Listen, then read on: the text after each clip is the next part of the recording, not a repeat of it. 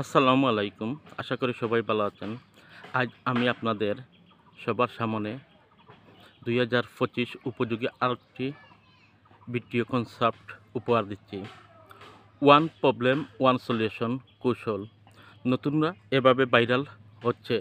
২০২৫ সালে ফেসবুক কন্টেন্টের সবচেয়ে শক্তিশালী ফর্মুলা হচ্ছে একটা সমস্যা ধরুন এবং একটা সমাধান দিন ৩০ সেকেন্ডে। এই ছোট অত্যন্ত শক্তিশালী কন্টেন্ট স্টাইল নতুনদের জন্য সবচেয়ে বেশি দ্রুত গো করার পর কিভাবে কাজ করবেন এই ফর্মুলায়। আপনার দর্শকের সমস্যাগুলো খুঁজে বের করুন।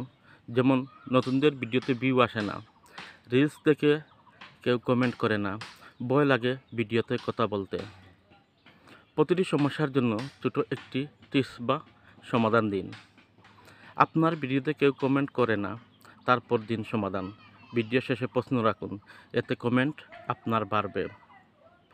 ভিডিও রাখুন 30 সেকেন্ডের মধ্যে। অ্যালগরিদম এই ধরনের কন্টেন্ট সবচেয়ে বেশি পুশ করুন। থাম্বনেল বা ওপেনিং লাইনের সমস্যাটা স্পষ্ট করে দিন। ভিউ কমে গেছে, এই টিপস নিন। ফলোহ বাড়াতে চান, এটা করলে হবে। ২০২৫ সালে এটা কেন কাজ করছে? মানুষ এখন চায় দ্রুত তথ্য, সময় পাচ্ছে সমাধান দেওয়া কন্টেন্ট সবচেয়ে বেশি শেয়ারর। যারা সমাধান দেয় তারা বিশ্বাস পায়। এভাবে অডিয়েন্স আপনাকে গুরু ভাবতে শুরু করবে। ফেসবুকে সফল হতে হলে আজকাল গল্প বা মোটিভেশনাল বা শিক্ষণীয় ট্রেন্ডের চেয়ে বেশি প্রয়োজন ফেসবুকের সমাধান। যে কন্টেন্ট সমাধান দেয় সেই কন্টেন্ট আপনি দিতে চেষ্টা করুন এবং সেই রকম ভিডিও বানাতে চেষ্টা করুন যেগুলো মানুষ আপনাকে দেখবে এবং ফলো করবে এবং আপনাকে অনুসরণ করবে, আপনার পেজে লাইক কমেন্ট শেয়ার করবে অবশ্যই, যদি আপনি তাদের মতো করে ভিডিও দিতে পারেন।